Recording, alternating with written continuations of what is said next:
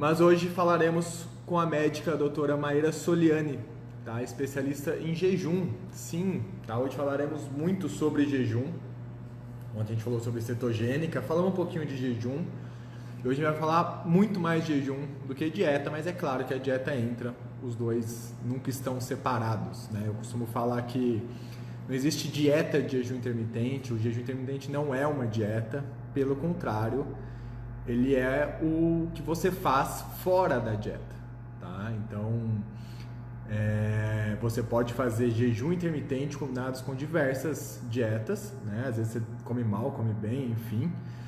E é disso que a gente vai falar hoje também, quais são as melhores formas de você se alimentar no jejum intermitente. E a gente vai muito além do emagrecimento. A gente vai acabar falando de emagrecimento, é claro, né? Não tem como falar de jejum e não falar de emagrecimento. Mas a gente vai aproveitar o espaço e vai falar sobre saúde, como é que ela usa os protocolos dela em determinados tipos de doença, qual que é o perfil de paciente dela, partiroidiana, enfim, tudo que envolve jejum além do emagrecimento. Espero que vocês gostem, tá? E se der tempo, a gente vem aqui para as perguntas. Não está dando tempo, né? A gente acaba aproveitando todo o tempo aqui para pegar informação, mas quem sabe a gente não consegue pegar alguém. Deixa eu convidá-la. Deixa eu ver se ela já está online. Aqui. Vou ficar meio fanho se eu espirrar, que eu tô meio alérgico hoje. Não tô muito legal, não. Mas acho que vai dar para ir bem. Boa noite. Tudo bem? Tá conseguindo me ouvir?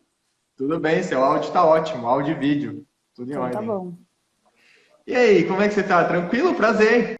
Tudo Primeira vez que a certo. gente fala ao vivo, né? A gente sempre trocou mensagem. Pois é, graças à pandemia, a nossa primeira conversa ao vivo vai ser pelo celular. Pois é. Bom, queria te agradecer de antemão por estar participando, tá? E já te peço para se apresentar, para as pessoas te conhecerem, falar de onde você é, o que você faz, sua formação, enfim, tudo sobre sua história. E como é que você conheceu? Já começa também falando como é que você conheceu o jejum, como é que isso entrou na sua vida. É tão difícil ver médico que trabalhe com isso, ou que use isso até como tratamento, né? Às vezes você vê médico falando disso, mas porque ele quer entrar em emagrecimento, mas não, você vai além disso. Então, pode começar que a gente vai bater um papo bem bacana aqui sobre o jejum intermitente. Boa noite, pessoal. Meu nome é Maíra, sou médica anestesista, essa é a minha especialidade. E eu esbarrei nesse assunto do jejum por acaso, por motivos pessoais. Eu me formei na Unicamp, na faculdade, tanto na faculdade quanto na residência, e defendi meu doutorado também na Unicamp. Enfrentei um período difícil pessoal, sempre sofri com emagrecer 3, 4 quilos, não tinha muito sucesso com nenhum tipo de abordagem low fat, obedecia aos meus nutricionistas, mas eu não tinha resultados satisfatórios a longo prazo, eu sempre reganhava peso e rápido. Então eu vivia contando só com exercício físico. E aí sempre foi uma frustração minha, eu acabei passando por um período difícil aí pós-gestação, ganhei o livro do Gary Taubes, da minha melhor amiga, que é radiologista, médica também, né? E esse livro mudou minha vida. Eu até publiquei hoje a foto com o Gary Taubes, porque eu pude agradecê-lo pessoalmente. Depois disso, eu conheci o Dr. Fung, porque a gente começa a entender que tudo que a gente aprendeu na faculdade como médico, a gente tem uma formação péssima na área da nutrição, né? Então, depois que eu descobri tudo isso, eu acabei estudando e aí você vê que o jejum é basicamente uma dieta low carb bem mais poderosa, né? A gente chama que a dieta low carb é a dieta que simula o jejum. Então, é um jeito de você não precisar fazer jejum e tentar colher os benefícios dela sem jejuar. Mas aí eu vi que as aplicações do jejum têm um benefício enorme e a gente pode, de forma natural, de prescrever medicações. Então, isso foi tão impactante para mim, tanto por vários aspectos pessoais mesmo. Na minha família tem bastante diabético tipo 2 e do outro lado da família câncer de mama. E eu acabei descobrindo que o poder da alimentação e do jejum pode não só prevenir, como tratar uma série de doenças relacionadas à hiperinsulinemia. Então, isso foi mudando a minha área de atuação e hoje em dia eu tenho um consultório que eu aplico jejum terapêutico para tratar síndrome metabólica. Acaba que a gente trata uma série de áreas que parecem não ser correlacionadas, porque eu não sou ginecologista, mas eu trato ovário policístico, eu não sou cardiologista, mas eu trato dislipidemia. Então, acaba que a minha área de atuação acaba sendo meio grande, né? De prescrever uma série de medicações aí. Então, é basicamente isso, minha resposta rápida.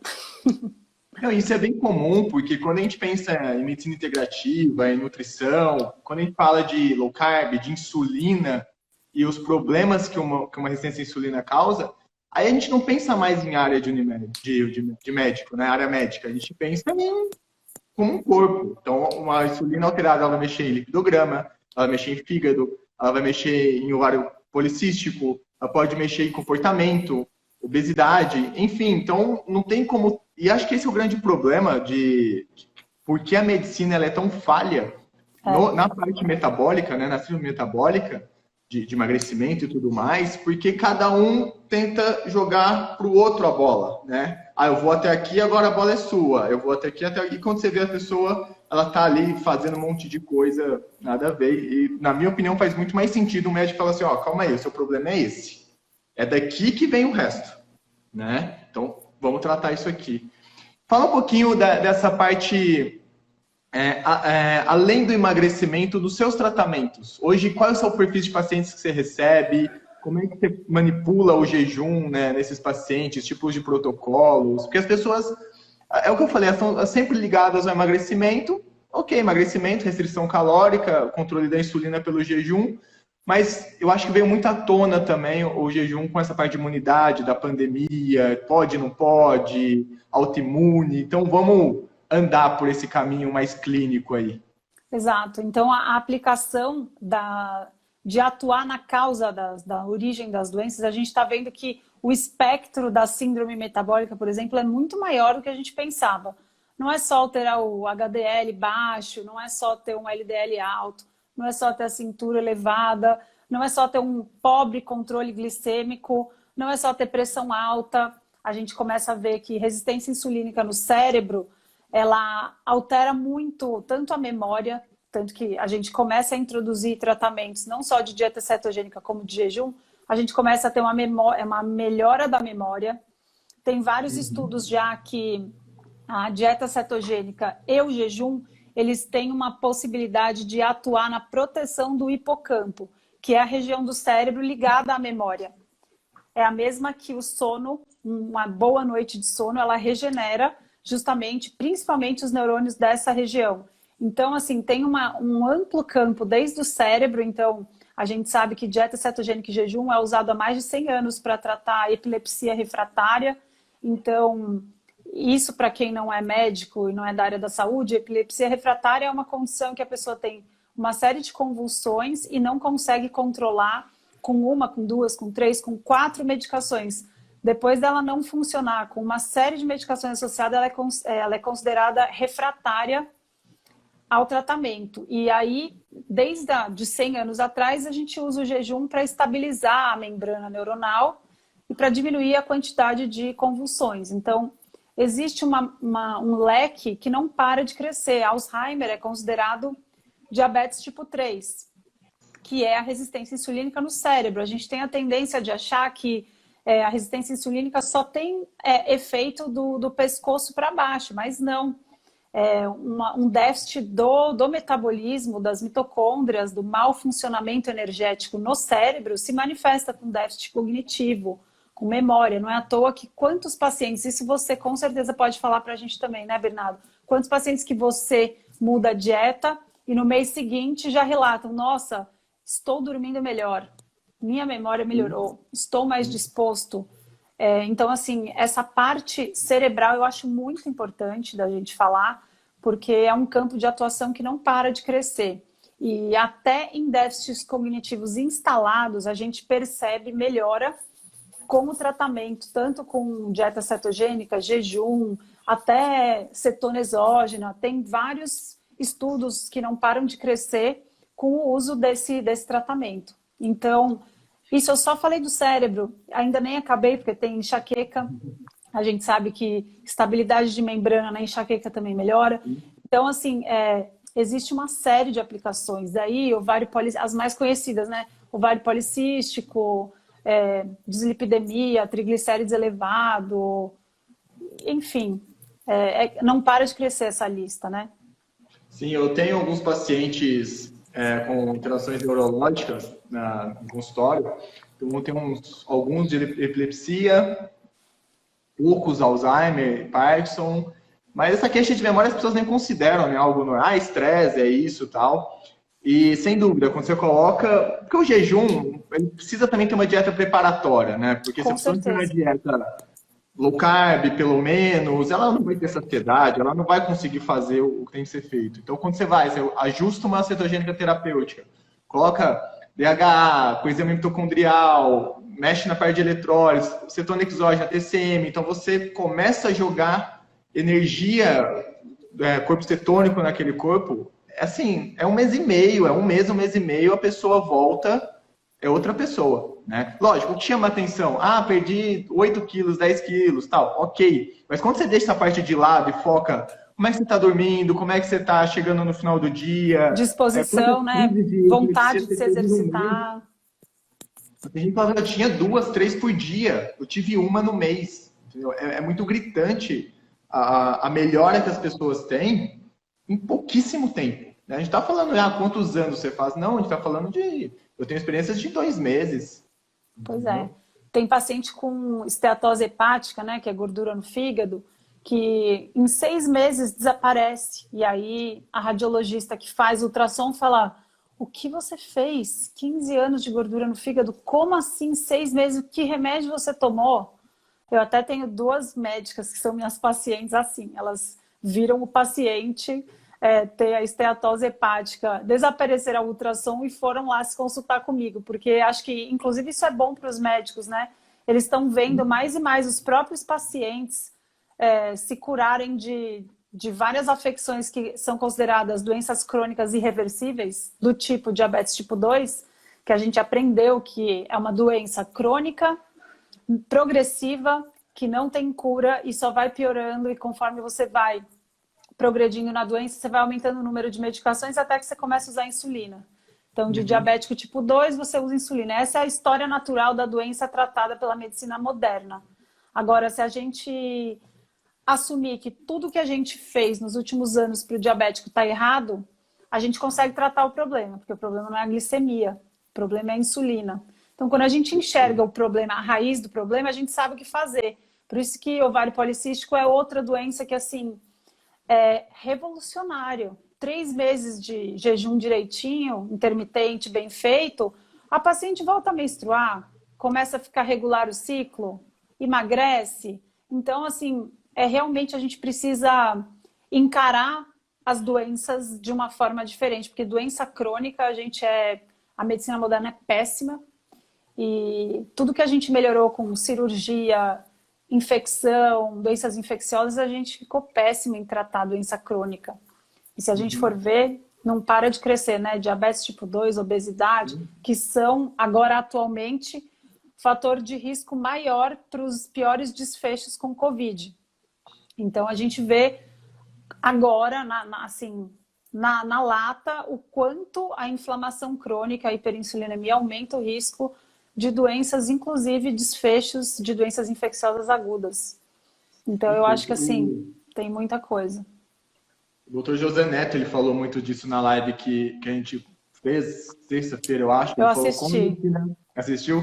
Falou, como a medicina avançou em cirurgias, infecções, se você teve um acidente, qualquer coisa aguda, evolui muito. A gente é ótimo, com certeza. Mas a parte crônica de doenças, né, que é o que mais atinge a população, como ela é falha, ela só vai postergando o problema. Lógico, ela dá uma qualidade de vida muito melhor para o paciente, ele prolonga a expectativa de vida, mas a qualidade mesmo falta, né? Porque a pessoa ela vai tratando esses sintomas, ela vai empurrando o problema com a barriga, então a grande visão ali é a glicemia, se está até 99, 100, ok, o negócio está todo transbordando pelo lado, mas olha aquele númerozinho ali, e vai jogando, né? E aí eu falo para as pessoas, você não fica diabético, você não dorme hoje normal e acorda diabético.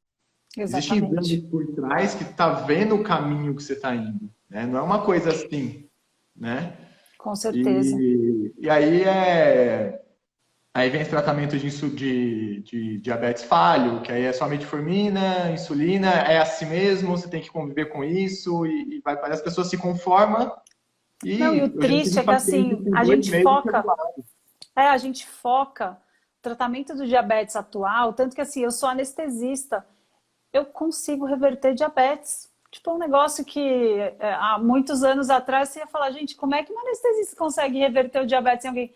Porque é simples, é mais fácil para quem não está imerso na especialidade enxergar o absurdo que a gente veio acreditando nos últimos tempos. Então, Você tem assim, ideia? de repente você percebe que se você olhar para o ponto certo, é mais fácil de resolver. Saiu até um estudo ano passado, muito legal, comparando, não é nem de low carb, porque low carb a gente sabe que é padrão ouro para dietas para diabéticos, mas estudo muito legal sobre comer 3 vezes ao dia versus 6 vezes ao dia. A mesma dieta para pacientes diabéticos que usavam insulina e eles compararam durante 12 semanas. O grupo da esquerda era o grupo que comia 3 vezes por dia só, então ele não comia nenhum lanchinho, e o grupo dos diabéticos que usavam insulina também, do mesmo jeito, mas comiam café da manhã, almoço, lanche da tarde, jantar, então, e ceia. Então, assim, 6 vezes os pacientes não emagreceram, não melhoraram a glicemia, não foi estatisticamente significativo. O grupo que comeu só 3 refeições, então assim, eu não estou nem falando de jejum longo, é cortar os lanches, esse é o primeiro passo do jejum. Se você cortar os lanches para um diabético e restringir o jantar dele para ele jantar cedo, que é o Eat Time Restricted Feeding, que a gente chama, é uma estratégia simples. Já melhora 1,5 ponto de glicada nesse ensaio que foi randomizado. 1,5 ponto de glicada abaixo em 12 semanas, pessoal. Você melhora a sua curva glicêmica. Eles fizeram esse estudo com o Continuous Glucose Monitor, o monitor contínuo da Abbott lá, o Freestyle. Então, eles viram a curva glicêmica dos pacientes. À noite, eles não fizeram hiperglicemia, mas também não fizeram hipoglicemia. Então, eles tiveram, apesar do fenômeno do alvorecer ser super preocupante para diabético que usa insulina, os pacientes que comeram só 3 vezes ao dia, fica mais fácil regular a dose da insulina. Eles diminuíram a insulina. Então, assim, são coisas simples. A gente não está falando nem... O Dr. Fung, que eu estudei lá, eu fui lá para Toronto conhecer a metodologia dele, ele tem um relato de caso publicado, 3 pacientes dele com jejuns mais longos, 24 horas de jejum 3 vezes por semana. Os pacientes eram diabéticos há 20, 25 anos usando insulina, dose alta.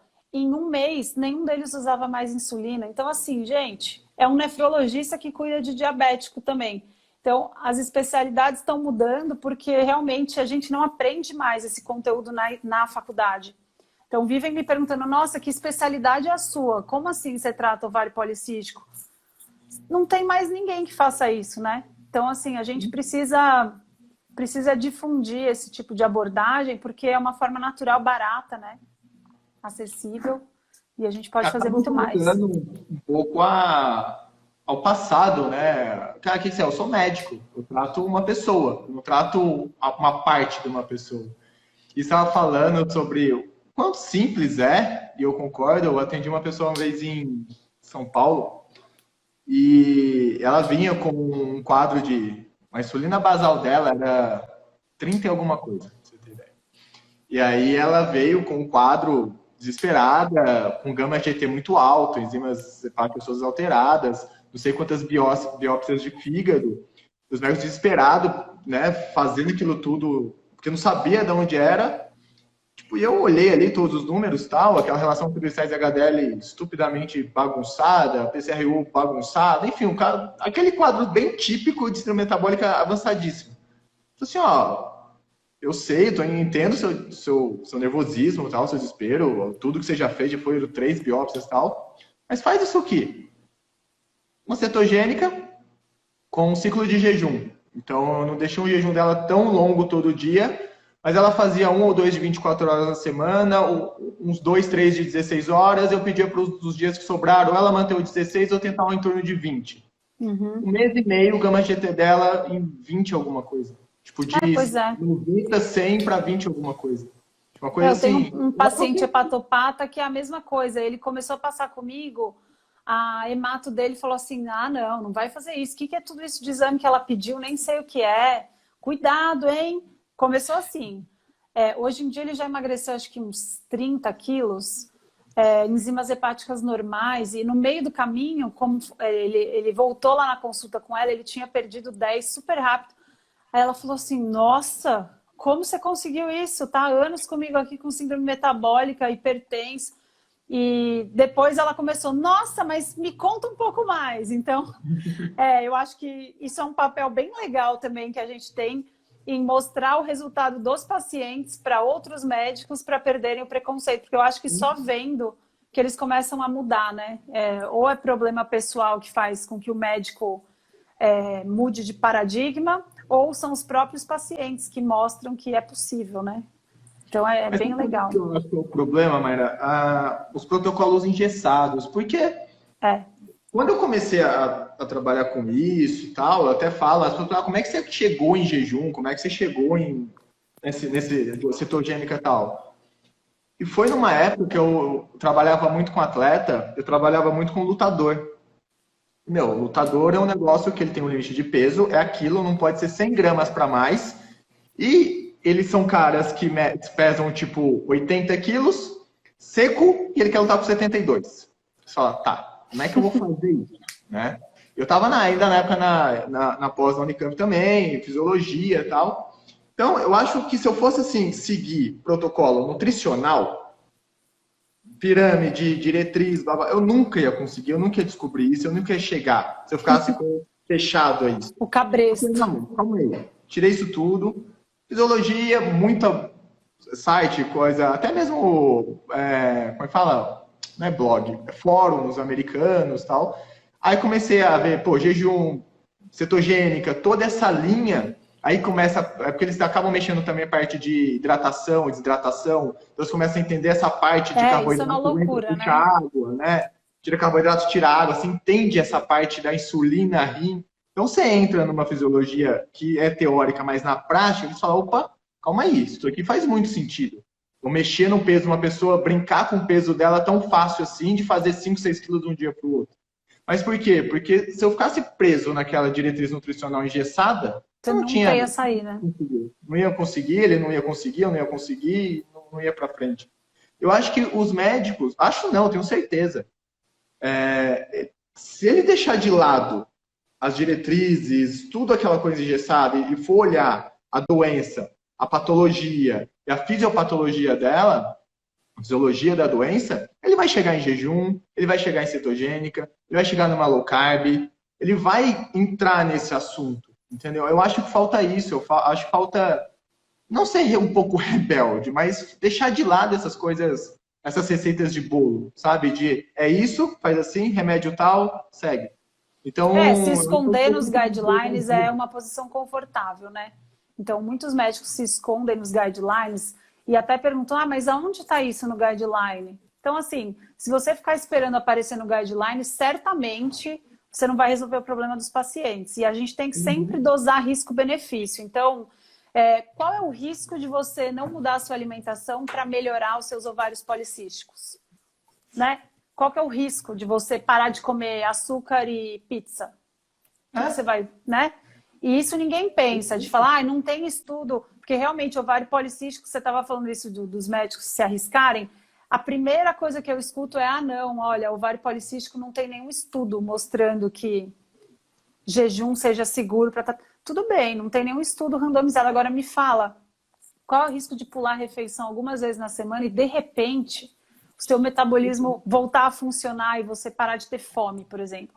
Então, essa história de pesar o risco-benefício tá fazendo falta, assim, de aplicar os conceitos na realidade e não ficar só teorizando também. Porque esperar ensaio clínico randomizado de jejum é um pouco difícil, porque quais são os interesses e patrocínios? Quem que vai se interessar em fazer um estudo que você... Assim, o que que eu estou vendendo? Jejum. O que que você precisa? Jejum tem Nada. nutricioneiro, né? O que que você precisa gastar com jejum? Nada. Pega o sal que você está em casa, você vai precisar dele. Quanto custa, né? Meia colher de chá de sal na hora de começar o seu jejum. Então, falta um pouco de realidade de querer resolver o problema, porque é aquela velha discussão. Você quer estar certo ou você quer resolver o problema?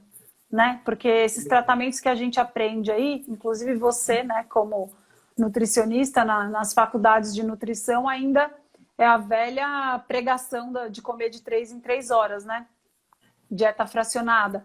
E é um dogma que, assim, se a gente não fizer nada a respeito, as pessoas vão continuar seguindo como se fosse a verdade absoluta. Então, acho que nosso papel também aqui é, com respeito, divulgar outros tipos de posicionamento em relação à alimentação, porque ela é muito mais poderosa do que a gente aprendeu. Sem dúvida. E aquilo que você falou, né? O paciente está ali já há alguns anos, que não reverte. O que custa arriscar? Falar, vamos então tentar tirar açúcar e trigo da sua vida um mês, vamos ver o que acontece, vamos tirar lanche. Porque o lanche que você falou, até levando para a prática, eu falo isso muito para as pessoas. O problema na prática de dieta são os lanches, porque o que você tem acesso no meio da tarde, no meio da manhã do seu trabalho? Você não vai parar para comer comida. Dificilmente você tem tempo para isso. Você vai cair em coisa prática. Pensou praticidade industrializada. Né? Exatamente. E se propõe a fazer refeições principais, ok? E esquece os lanchinhos. Que você não vai ter acesso a coisa boa ali. Né? Eu falo isso Exatamente. muito para as pessoas.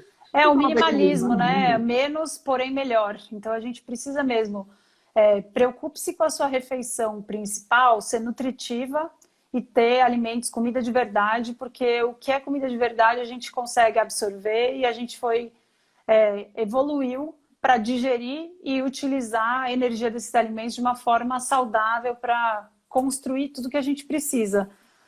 Esses lanches realmente são péssimos e eu acho que assim é visto de uma maneira tão arraigada que lanches são importantes que, assim, eu, por exemplo, com tudo que a gente sabe de resistência insulínica, eu realmente acho uma prática de um nutricionista orientar que o paciente diabético, o paciente resistente, coma de 3 em 3 horas. Só esse mês, eu não sei quantas pacientes que eu atendi com ovário policístico que me falavam o que a nutricionista passa para elas. É tapioca, é banana com aveia e mel. Então, assim, isso para mim é má prática, é desinformação. A gente já tem estudos o suficiente também para mostrar que uma pessoa que tem qualquer doença relacionada à hiperinsulinemia, à resistência insulínica, ela não deve comer alimentos ricos em carboidrato, muito menos de 3 em 3 horas. Então, assim, acho que o lanche parece besteira, mas no meu Instagram, eu vivo falando sobre o 3 em 3 horas, porque isso realmente, eu acho que se a gente conseguisse eliminar os lanches, você viu por esse estudo aí dos diabéticos, a gente já teria uma ótima resposta. Então, às vezes as pessoas me procuram querendo fazer jejum de 7 dias, mas elas ainda comem 8 vezes por dia. Beliscam castanha, beliscam lanchinho low carb, beliscam um monte de coisa o dia inteiro. Então, assim, a gente precisa primeiro arrumar o 90%, depois a gente faz, né? Então, esse tocar no assunto lanchinho é um prazer para mim poder conversar com um nutricionista, mais um que está no nosso time, né? Desculpa. Mas sabe qual que é o problema? O nutricionista, ele acabou sendo uma ferramenta para quantificar o estrago ou minimizar o estrago da indústria alimentícia, entendeu? Então, o que o nutricionista faz dentro das suas fórmulas de contas de GET, valor calórico e caloria e tudo aquilo de fracionamento que você tem que fazer os percentuais e tudo mais? Nada mais é você tentar minimizar o estrago de uma alimentação que é recomendada, que é a industrialização, né? Que é a alimentação industrializada. Então, ele tem que ter ferramentas para fazer com que a pessoa coma de 3 em 3 horas, para fazer que a pessoa coma basicamente carboidratos, que desses carboidratos 80% é industrializado, então ele tem que se virar para fazer aquilo dar certo. Que as diretrizes mandam ele fazer daquela forma, né? Então, eu sou um nutricionista, eu falo que o nutricionista é uma pecinha que é manipulada para fazer as pessoas terem acesso cada vez mais a industrializados com menos problema. Né? Aquela coisa só, coma de tudo, mas coma pouco, você pode comer só disso aqui, você pode comer só tanto disso aqui, você pode comer só Ah, é. tanto disso, Não, se entendeu? a gente for comparar, qualquer dieta é melhor do que comer McDonald's e chocolate, né? Todo mundo sabe, todas as dietas eliminam comida porcaria. O problema é que entender que se a sua dieta for difícil de manter, cheia de alimentos difíceis de encontrar e tal, a pessoa fica com o que ela gosta de entender também. Então ela fala, ai, eu preciso comer de 3 em 3 horas porque o nutricionista falou. Não tem a barrinha light 200 calorias, 120 calorias, manda essa coxinha mesmo, porque infelizmente é assim, né? Então, lógico que Sim. comparar dieta lixo, qualquer outra dieta vai ser melhor. Por isso que esses estudos que comparam dieta high carb porcaria com vegana, lógico que a vegana vai ser muito melhor. Então, é complicado falar sobre comparações de dieta. E eu entendo que... Eu acho, inclusive, que você falou, ah, nutricionista virou uma pecinha. Muitos dos nutricionistas que criticam a nossa abordagem, se eles tivessem consciência do real poder que é alimentação, eles nunca mais iam criticar, porque enxergando como coadjuvante do jeito que nutricionista aprende na faculdade, é coadjuvante mesmo. Agora, quando você entende o poder da alimentação em reverter doenças como diabetes tipo 2, aí as coisas mudam. Então, eu acho também, Bernardo, que é uma questão de tempo para esse mindset mudar se a gente conseguir se livrar da indústria farmacêutica patrocinando os estudos, né? Então, esse é um problema também, porque congresso de nutricionista é tudo patrocinado pela Nestlé, né? Então, é difícil essa parte de conflitos de interesse aí. E hoje tem muito conflito de interesse também de indústria de suplementos, indústrias de manipulação. Então, o último congresso que eu fui, eu prometi para mim mesmo que eu não voltava mais. Era só venda de coisa em cima do palco, da apresentação. Mas eu falo que tem um mercado tão... que a medicina, né, que a gente está falando, ela não consegue acessar de forma 100% eficiente, que cada nutricionista, e é o papel dele ali, e a gente deixa passar, né? A gente está muito preocupado em... Eu falo que o nutricionista, ele tenta fazer fazer o menos pior do que promover o realmente que tem qualidade, né? Então, por exemplo, você quantifica quantas fatias de pão integral a pessoa vai comer. Não, você só pode 2, né? Então, você está quantificando para que ela não tenha problema. Agora, você não quantifica o quanto ela vai comer, sei lá, de abobrinha, de ovo, de carne, de comida, entendeu? Então, ele está sempre ali, sempre conceitando a situação para fazer o menos problema possível, ao invés de promover o máximo de saúde possível. Eu acho que tem que virar essa chave, parar de querer fazer menos mal, fazer o que realmente é bom, né? Comida, jejum e assim por diante. Uma dúvida que eu queria ver com você, tirar com você, que é uma dúvida pessoal, a parte de ciclo menstrual. É muito comum, não de pessoas com ovário policístico, não, de pessoas saudáveis, não em menopausa, nada.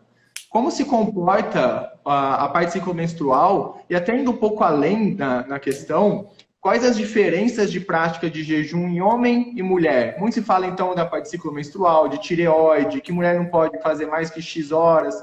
Como que funciona essa diferença homem e mulher relacionada a jejuns, principalmente mais longos? Essa pergunta é super boa.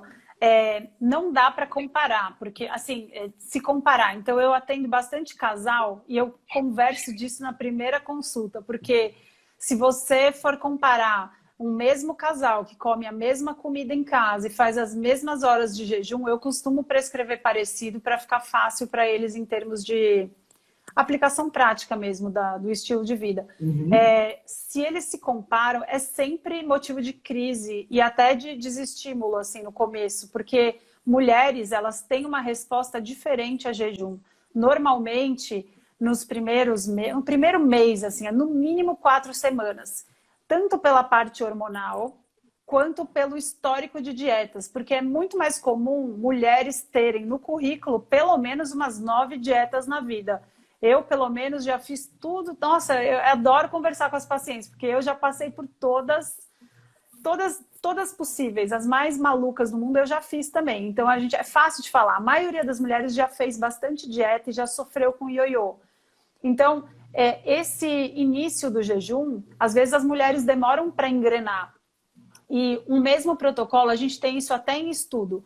Até a facilidade em aplicar protocolos de jejum é mais fácil para homens ficarem em jejum. A gente vê isso nos estudos quando a gente dosa continuamente os hormônios da saciedade. Então a gente vê, por exemplo, a grelina é bem mais baixa em homens e conforme vai progredindo nas horas do jejum, a grelina vai abaixando. Então, assim, em termos de aplicação, homens fazem jejum com mais facilidade. Isso não significa que mulheres não façam, é só uma questão de dificuldade. E eles respondem de uma maneira muito mais rápida no começo. Então, eles têm uma queda abrupta do peso no começo dos protocolos e depois começa a estacionar. E nessa hora, se você já não tinha conversado e alinhado expectativas, ele pode chegar num momento de desestímulo, de falar, poxa, não funciona mais para mim.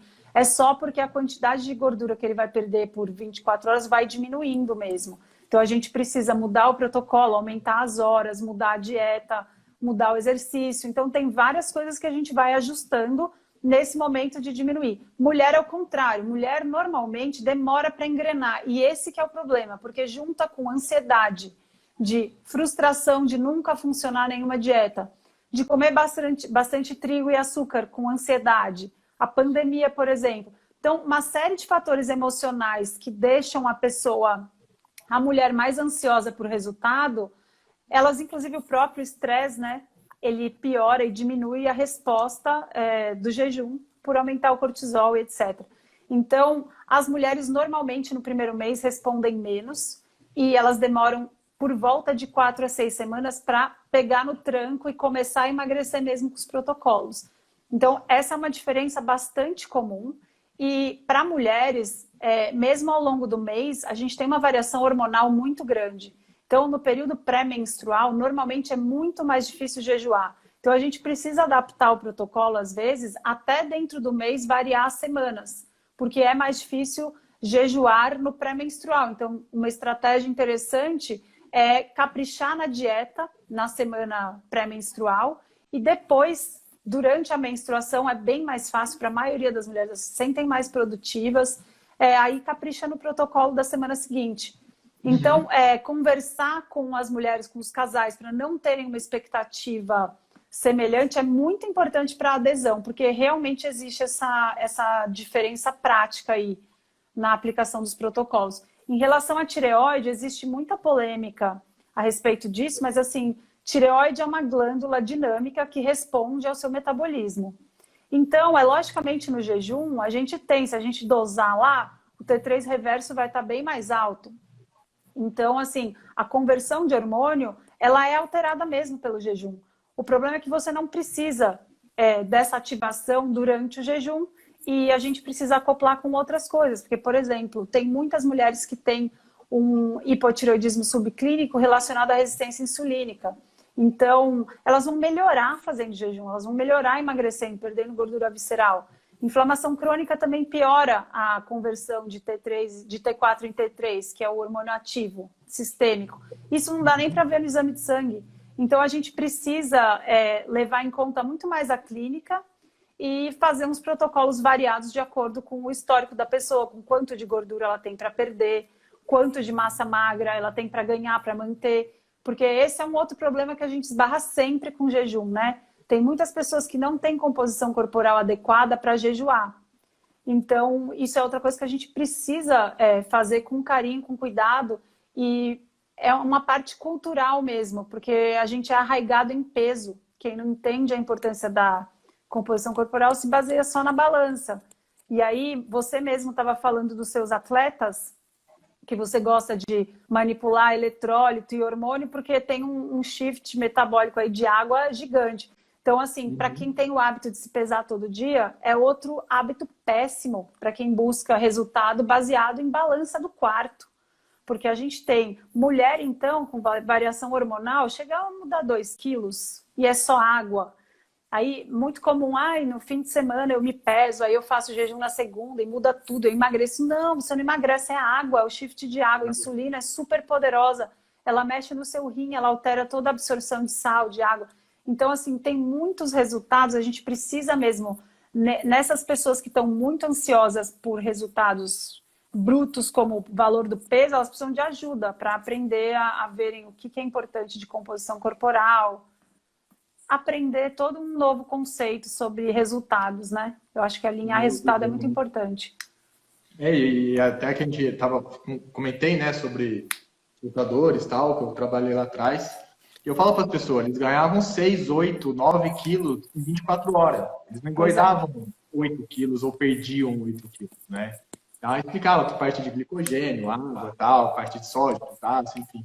Mas as pessoas ficam muito presas aos números, né? Então... E péssimos marcadores, né? Porque se fosse pelo menos a cintura, mas não, é o peso da balança, né?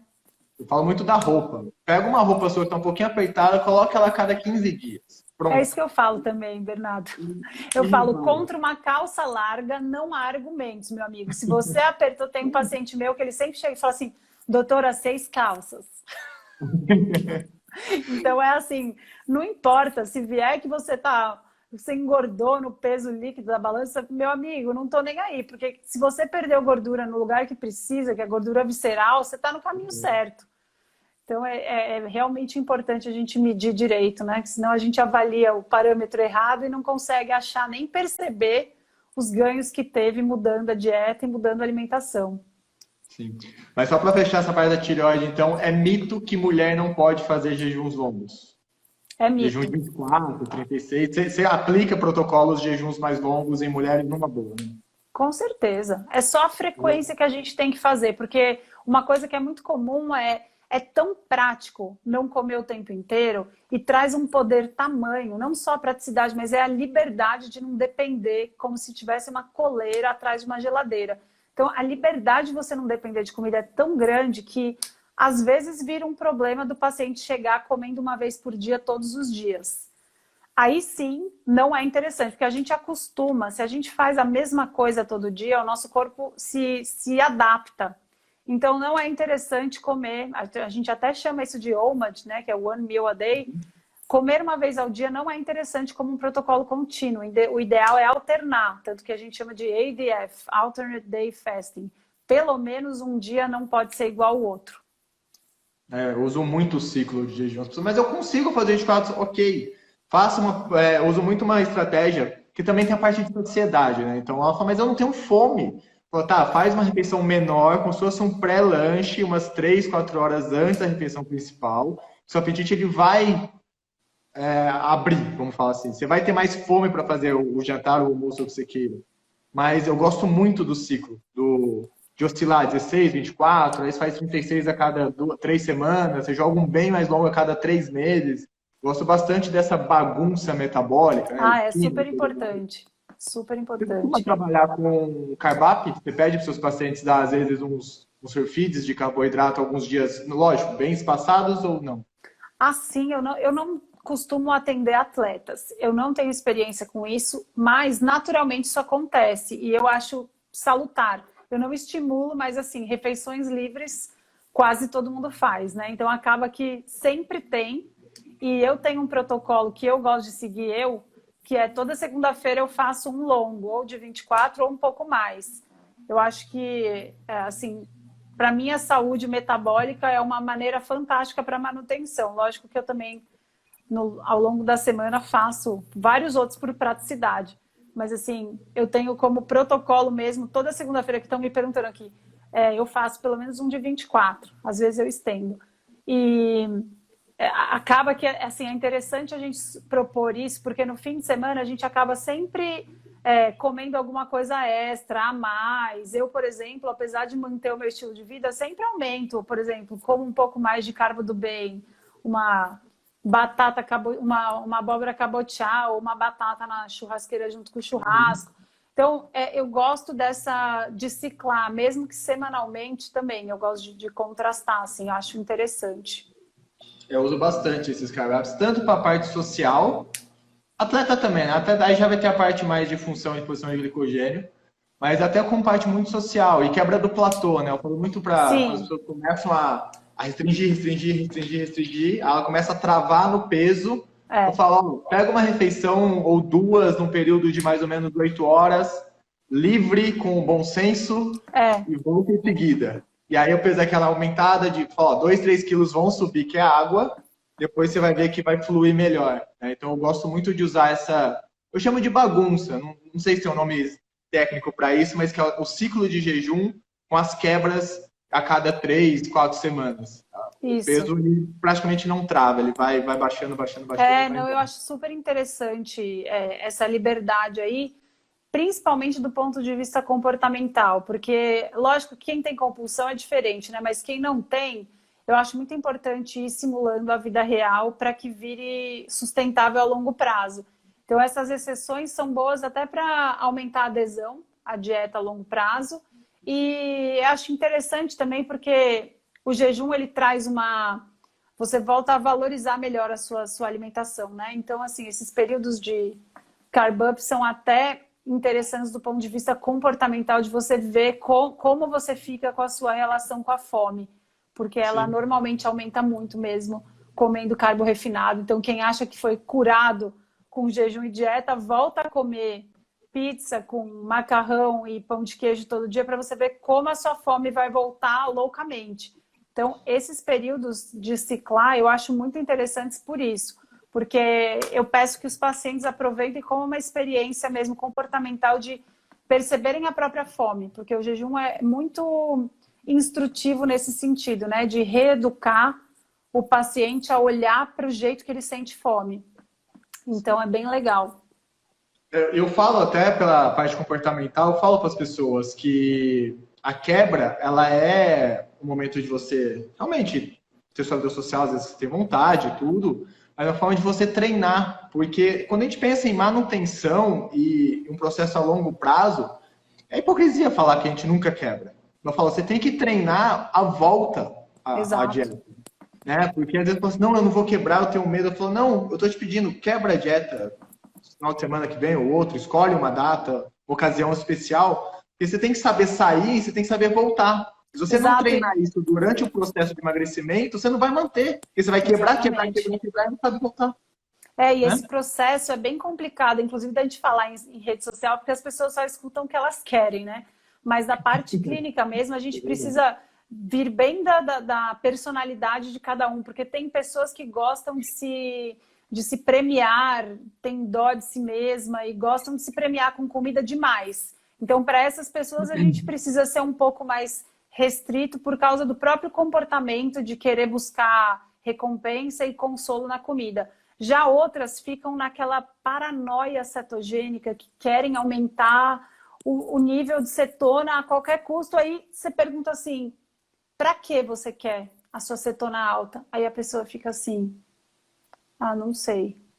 Então, essa paranoia também de ser perfeito demais nunca acaba bem, eu acho. Eu sempre gosto de estimular que o paciente saia da bolha e veja como é lá fora, com naturalidade, não com muita frequência, mas para aprender mesmo. É o eu mereço que estão falando aí. Eu que sou médica, que sou anestesista, trabalho com trauma, temos muitas vidas estressantes aí de serviços noturnos. Esse eu mereço é uma arma muito perigosa. A gente sempre se recompensa com eu mereço. Se a gente for procurar motivo, todos os dias você tem pelo menos um para merecer. No mínimo um. Na quarentena você tem um monte. Então a gente realmente precisa saber balancear bem esse equilíbrio aí para não se recompensar com comida, mas também saber se portar na vida real, né, Bernardo? Não sair um pouco da bolha. Perfeito. Uma pergunta clássica, eu não estou conseguindo ler todos os comentários, mas eu tenho certeza que já perguntaram sobre isso ou disso. O que quebra o jejum?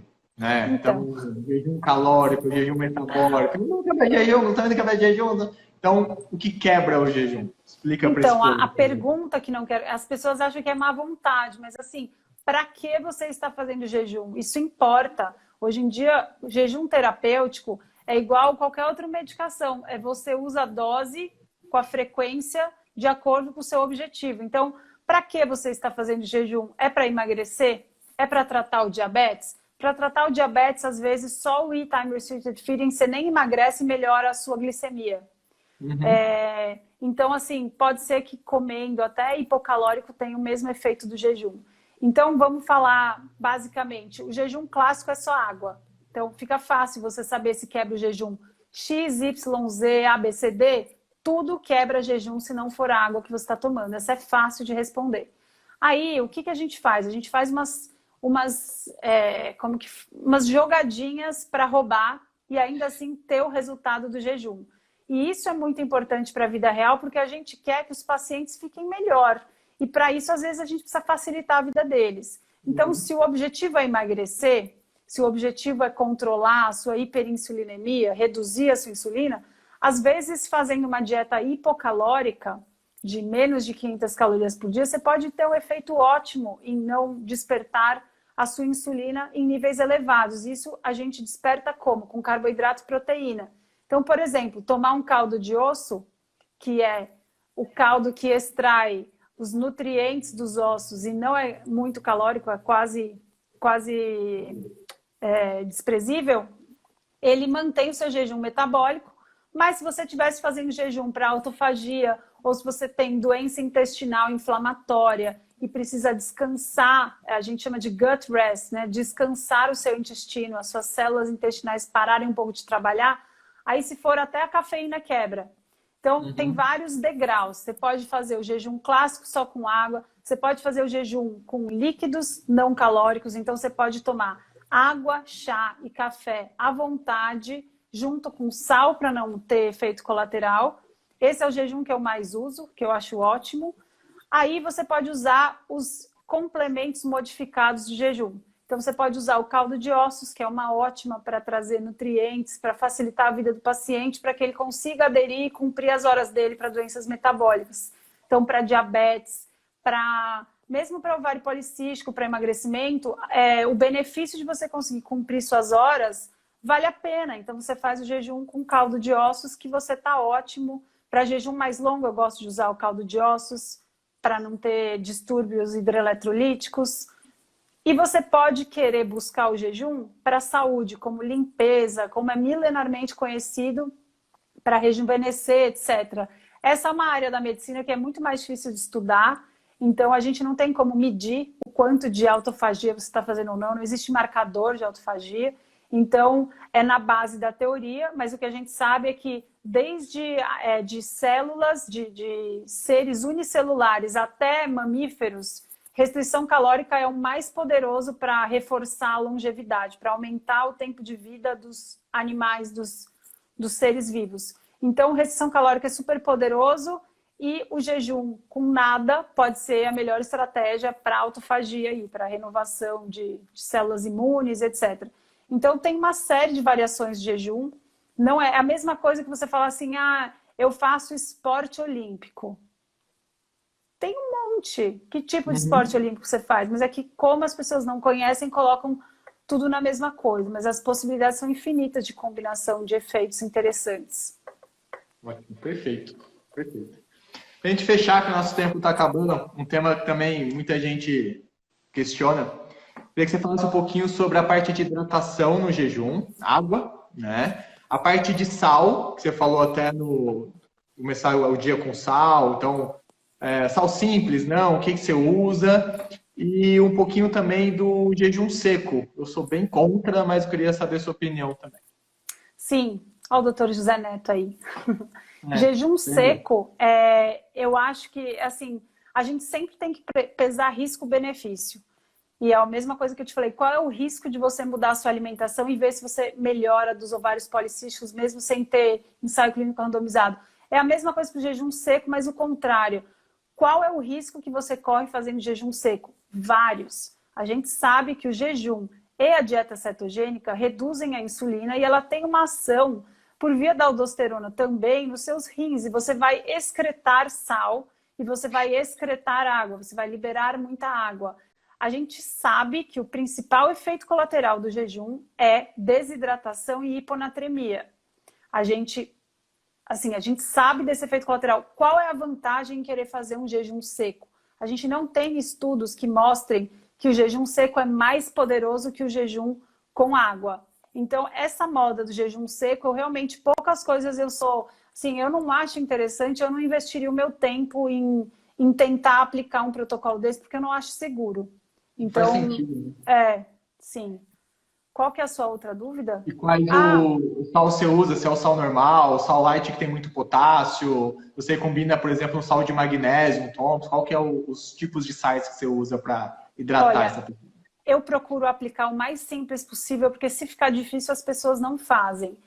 No começo eu pedia para usar o sal light, só que aí as pessoas acabam não indo comprar o sal light, ficam com preguiça, acham que a dor de cabeça não tem a ver com jejum, e aí elas se sentem mal. Então, assim, eu prefiro fazer o mais simples, e isso eu vim mudando desde o começo. Para mim, desde que você coma o sal, para mim tá ótimo. O potássio, ele é um íon que, assim, se a gente regular direito o sódio e o magnésio, o potássio dificilmente vai dar algum problema maior de sintoma. Então, eu acho que é muito mais seguro ser simples para a pessoa lembrar. Isso é muito importante, porque às vezes você fala na consulta, olha, você pode sentir cefaleia, náusea, até vômito por desidratação, porque a pessoa abusa de chá, abusa de café, que são diuréticos, você abaixou a sua insulina para níveis muito baixos, que você provavelmente não, sei lá, estava há 10 anos sem abaixar a sua insulina, e de repente você está excretando mais sal, excretando mais água, tomando chá, tomando café e fazendo mais xixi ainda. Então, assim, a pessoa fica muito sintomática e ela tem medo de sal, porque a gente aprendeu que sal na mesa é risco de hipertensão. Então, junta uma série de questões comportamentais aí que fazem com que a pessoa não tome sal, porque ela tem medo e tal. Apenas 10% dos hipertensos têm uma reação um pouco mais exagerada ao sal. E pessoas saudáveis não devem evitar o sal. A gente vê estudo que a curva da mortalidade do sal, pouco sal é pior para a saúde. Então, pessoas saudáveis não devem temer sal. Quem tem hipertensão deve fazer jejum com o médico por causa disso. A gente precisa fazer com segurança. Mas, assim, temer o sal é uma coisa muito importante que não aconteça. Então, eu gosto, principalmente no começo, que os pacientes tomem sal e eu reponho magnésio. É a única coisa que eu costumo fazer para quase todos, porque o magnésio em síndrome metabólica, a gente sabe que está depletado, ele melhora a qualidade do funcionamento das mitocôndrias e ele evita uma série de efeitos colaterais desagradáveis. E eu quero mais é que os pacientes consigam terminar as horas que eu prescrevi.